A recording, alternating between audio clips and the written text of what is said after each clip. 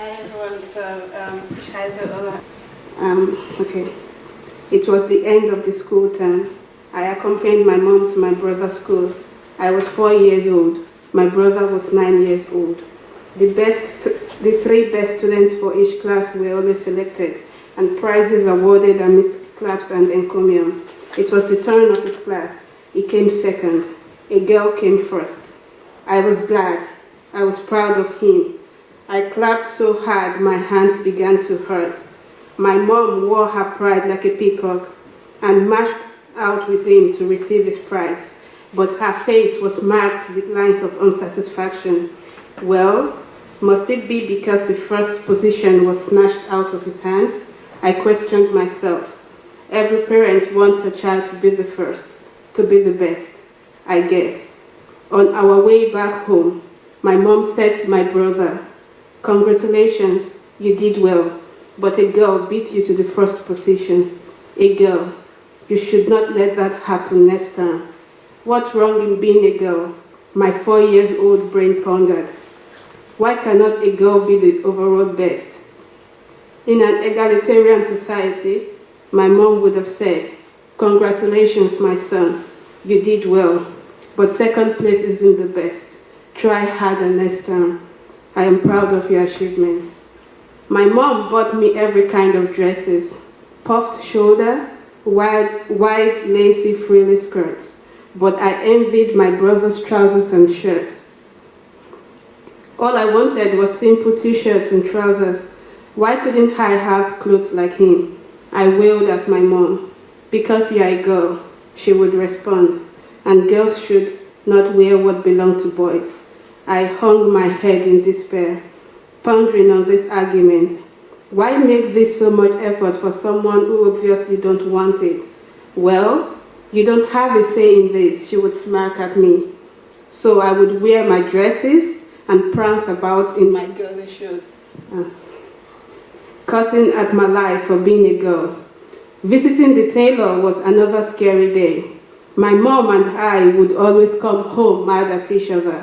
I had to make my pick out of the feminine collection. I was always very quick to choose the simple dresses. "Can we go now, Mom?" I would say to her. "Oh, so quick." She would stare over my head, asking me to show her my choice. "Well, here it is." I would fume at her. "Why not this?" she would say. "Why that?" I would reply.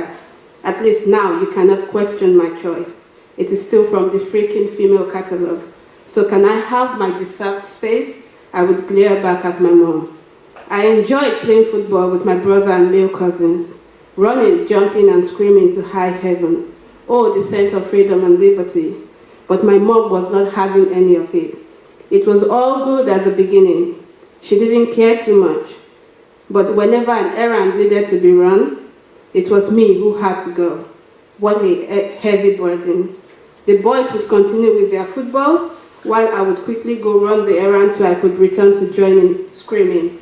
One day, the football had to stop. Why? Because you are a girl.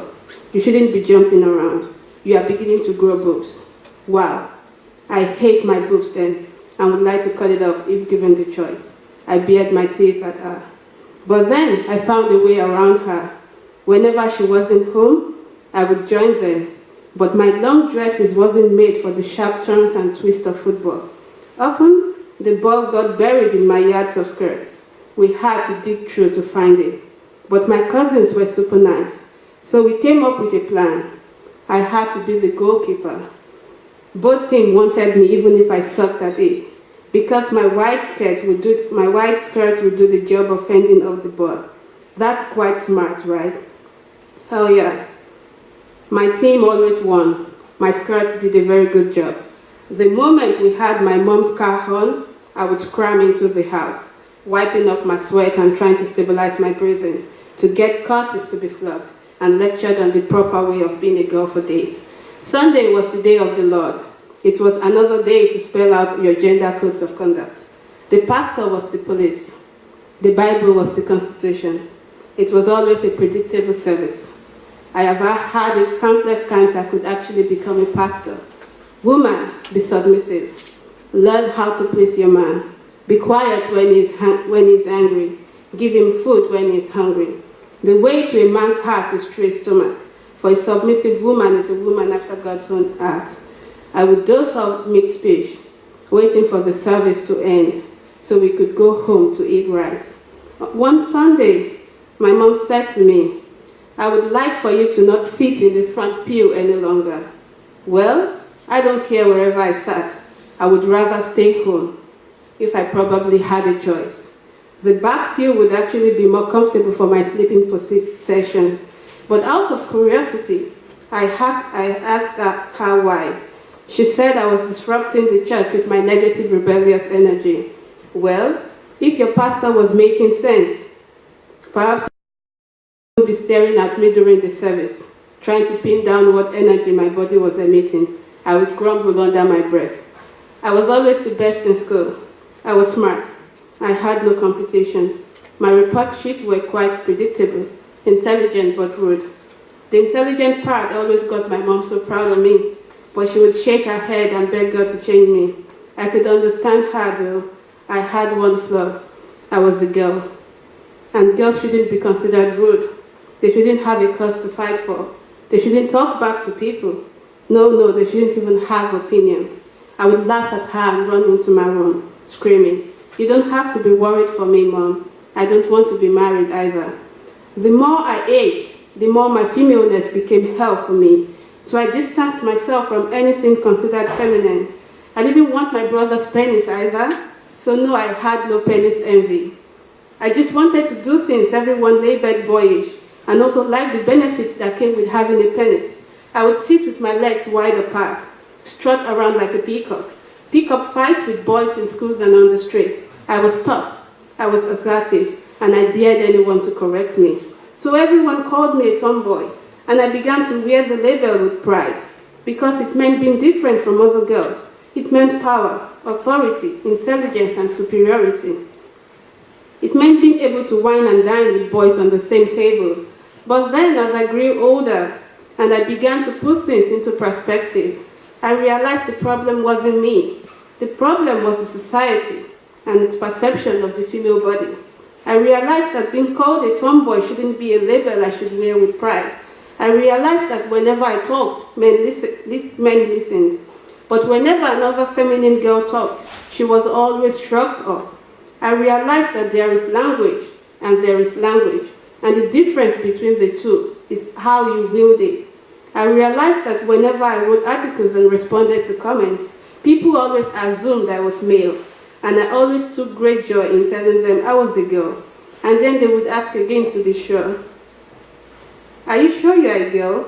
And I would puff out my chest in great pride. But then, I stopped smiling whenever my guy friends said, "We don't see you as a girl anymore. You are now part of us. You belong to the guy club." So I would say, "No, I am a girl. A girl who doesn't want to be a boy either. You don't have to mutilate my female body to consider me equal." Because I realized that my female body was being mutilated, and they didn't consider me dateable because they considered me equal. I realized the fucking problem was how we raised girls to be different from boys.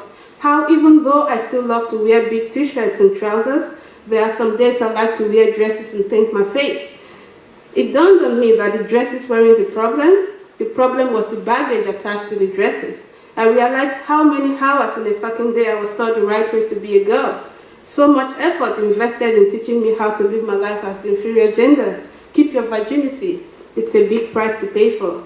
Why don't you go sell me in the market then? Don't have multiple sex partners, or you would be considered a slut. Let a man decide for you what he wants, or he might get turned off. While my brother was left off the hook, he was a boy. He didn't need to be taught. I realized how much my wings were being clipped by my mom for the single reason I was unfortunate to be a girl, and I had to fit into the norm. And this was what I ran away from all my life, not my female parts. So I reclaimed my female parts. I took great pride in my boobs and vagina.